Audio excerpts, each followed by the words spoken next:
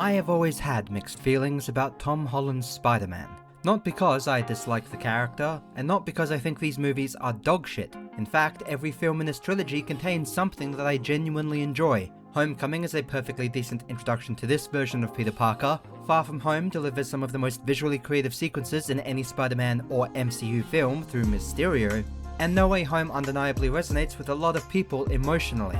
But after revisiting all three movies, what surprised me most wasn't just which one I liked the most, it was how each film feels different from the last. The Raimi trilogy has its problems, and the Amazing Spider-Man films are arguably even messier, especially the second one, but both series still feel like they're telling a single story. Tom Holland's trilogy often doesn't. Homecoming feels like a high school coming-of-age comedy, Far From Home becomes a globe-trotting superhero adventure, and No Way Home transforms into a multiversal event film built around legacy characters. Individually, there are ideas that work in all three films, but together they can feel less like a cohesive trilogy and more like three separate interpretations of Spider-Man competing for the same character. When Spider-Man Homecoming released, it found itself in an incredibly strange position. This wasn't simply another Spider-Man reboot, nor was it the beginning of a completely new cinematic universe. By the time Peter Parker received his first solo film, he'd already fought alongside the Avengers, met Tony Stark, and been thrown into a conflict between Captain America and Iron Man. Skipping the origin story was honestly a smart decision. Instead, Homecoming focuses on Peter trying to balance school, friendships, and superheroics.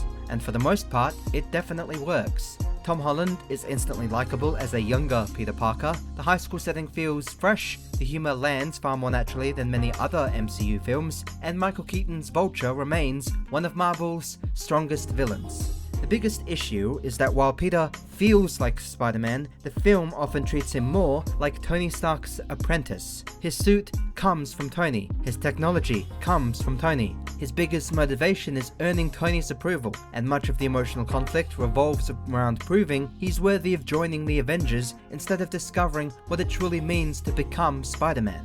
The famous rubble scene stands out because it's one of the few moments where Peter has nobody to rely on except himself. No advanced suit, no mentor, no gadgets. Just Peter Parker refusing to give up.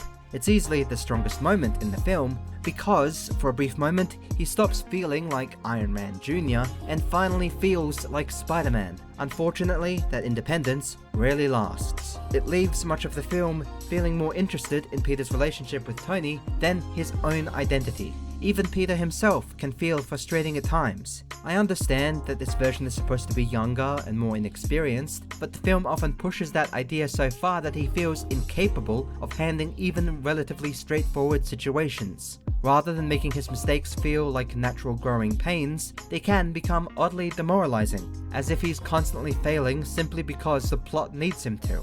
He's also written as almost desperate to impress Tony Stark, to the point where his eagerness occasionally overshadows the quiet responsibility that usually defines Spider-Man.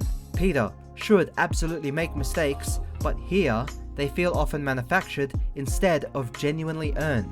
Ironically, I think the film's romance is stronger in this film than what the trilogy eventually shows us. Peter's relationship with Liz develops naturally within a high school setting, culminating in the brilliant reveal that she's Vulture's daughter. It instantly raises the stakes and forces Peter to choose between his personal life and his responsibility as Spider-Man. By comparison, Zendaya's MJ contributes surprisingly little to Homecoming. She's mostly limited to sarcastic remarks and brief appearances, and while I understand what the film was aiming for, I found her cynical, detached personality more distracting than entertaining. Even knowing where the trilogy eventually takes Peter and MJ, I still found and find Liz far more engaging of a love interest in this first film. Ultimately, Homecoming feels like a film that never fully commits to its own version of Spider-Man. It wants Peter to be an ordinary teenager, yet constantly frames him through the lens of Tony Stark's approval. It introduces ideas that could have made this trilogy feel genuinely unique, only to move away from them almost immediately. There's still plenty here that I enjoy, and I completely understand why so many people love this film, but revisiting it today leaves me feeling quite conflicted. As an introduction, Homecoming succeeds. As the foundation of a Spider-Man trilogy, it already seems uncertain about who this Peter Parker is supposed to become. If Homecoming felt like Marvel playing things safe, then Far From Home feels like the only film in the trilogy that genuinely tries to stand on its own. Tony Stark's influence is still everywhere, arguably more than ever, but the film finally gives Peter a villain who feels uniquely suited to Spider-Man. Mysterio isn't someone Peter can simply overpower. He lies, manipulates, deceives, and weaponizes Peter's own insecurities against him. Jake Gyllenhaal perfectly balances charm with underlying menace, making Quentin Beck believable as both a mentor and a complete narcissist. Visually, Mysterio is also one of MCU's coolest villains. His suit is fantastic, his illusion-based powers are endlessly creative, and they allow the film to deliver action sequences unlike anything else up to this point in the trilogy and the MCU. Even Peter's black, red and gold suit is one of my favorite live-action Spider-Man costumes, striking a great balance between modern MCU technology and classic Spider-Man look.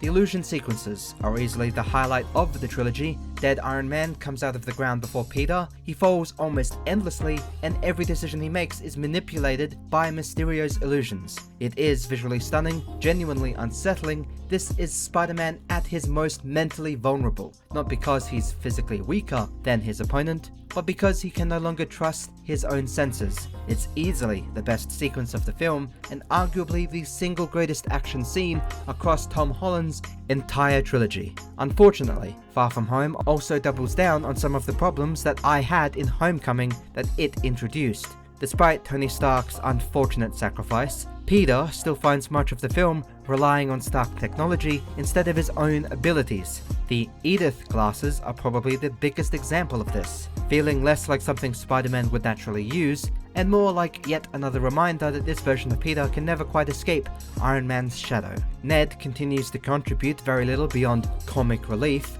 making me question why he remains such a significant supporting character at all. And while Peter's romance with Zendaya's MJ becomes even harder for me to invest in, I never found this version of Peter's love interest particularly engaging, and her sarcastic, emotionally distant personality often drags down scenes rather than humorously elevating them.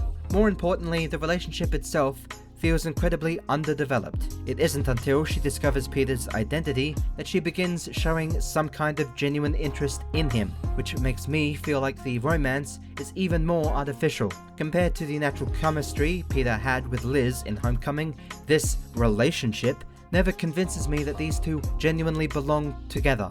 That isn't to say this film gets everything wrong. In fact, I think the MCU's version of Aunt May is the most enjoyable live-action interpretation we've had, bringing a warmth and humor that helps ground Peter whenever the film allows her to. There are also plenty of smaller moments that I genuinely enjoy, even if some don't quite land for me personally. Like hearing Tom Holland call AC/DC's Back in Black Led Zeppelin. I know it's meant to be a joke, but as an Australian who grew up and loves AC/DC, it still makes me cringe every single time. Even so, Far From Home arguably remains my favourite entry in the trilogy. It has the strongest solo villain, the most creative action sequences, and the clearest understanding of how to challenge Spider-Man psychologically. If only it trusted Peter Parker to stand on his own as much as it trusted Quentin Beck to tear him down. I genuinely think this could have been one of the best Spider-Man films ever made. No Way Home is perhaps the strangest film in Tom Holland's trilogy because it simultaneously contains some of my all-time favourite moments and some of my biggest frustrations. On paper, this should have been the movie where Peter Parker finally stands on his own. Tony Stark has been gone for a while, his identity has been revealed to the world, and the consequences of Far From Home have finally caught up to him. Instead, the film immediately throws Peter together with Doctor Strange, who, despite being one of my 5 favourite MCU characters, inadvertently becomes another mentor figure in Peter's life. To be fair, I don't really blame Strange for causing the multiverse to collapse. I blame Peter. Strange only asks him one simple question before casting the spell, yet Peter somehow changes his mind and the parameters 6 separate times. At that point, it's difficult to blame the sorcerer when Peter kept interrupting the spell halfway through. Ironically, Strange also delivers the line that perfectly summarizes both this film and Tom Holland's Spider-Man as a whole. The problem is you trying to live 2 different lives. The longer you do it, the more dangerous it becomes. Tony Stark eventually becomes Iron Man first and Tony Stark second. Stephen Strange left medicine behind to become the eventual Sorcerer Supreme full-time. Meanwhile, Peter constantly tries to balance both identities, and that internal conflict is where No Way Home is at its strongest. Despite my issues with the overall story, the returning villains are easily the film's biggest strength. Seeing Tom Holland's Spider-Man fight Raimi's Dr. Octopus for the first time is an incredibly fun sequence. But William Dafoe completely steals the movie from the moment Green Goblin arrives. His entrance alone reminds you exactly why his performance became so iconic over 20 years ago, and every scene afterwards only reinforces it. Dafoe slips back into the role as though he never left it, balancing Norman Osborn's vulnerability with the Goblin's terrifying unpredictability. Even something as simple as that subtle smirk after repeating his famous scientist line is enough to remind you how much he genuinely enjoys coming back to this character. Watching Otto Octavius finally be freed from the influence of his mechanical arms is also a genuinely emotional moment, something Raimi's trilogy never really allowed him to experience. Not every returning villain lands quite as well, because Sandman often feels reduced to little more than exposition, while Andrew Garfield's universe being more represented by Electro and Shocker never sat right with me. Personally, I think the Lizard would have been a much stronger representative of Andrew's films. Unfortunately, No Way Home also doubles down on several of the trilogy's weakest elements. Ned and MJ feel slightly more necessary here than they did in the previous two films, but only just. I still struggle to enjoy either character existing at all, and the film repeatedly asks me to invest in them emotionally when I simply can't be asked. MJ's constant sarcasm and willingness to talk back to Doctor Strange only reinforces why I've never connected with this version of the character, while Ned discovering he can perform sling ring magic has to be one of the weakest plot conveniences in the entire trilogy. The idea that these two somehow become instrumental in saving the multiverse feels completely unearned. It becomes even more frustrating when Peter actually believes the two of them can meaningfully help stop villains like Green Goblin and Electro. That's a level of optimism that borders on complete stupidity. Even the emotional climax leaves me conflicted, taking 3 entire films before finally introducing "with great power comes great responsibility." It feels genuinely bizarre for a Spider-Man trilogy. And while Aunt May's death is clearly intended to become Peter's defining loss, I honestly think it would have carried more emotional weight had the film chosen a different character. Peter's final promise to MJ also falls flat for me. Simply explaining why someone no longer remembers you doesn't magically mean it'll recreate the relationship you once had. That's not how memory or people work. Ironically, the final 10 minutes contain the version of Tom Holland's Spider-Man that I'd been waiting to see for 3 entire films. Peter lives alone, sews his own suit, has nobody left to rely on, and swings through New York simply because helping people is the right thing to do.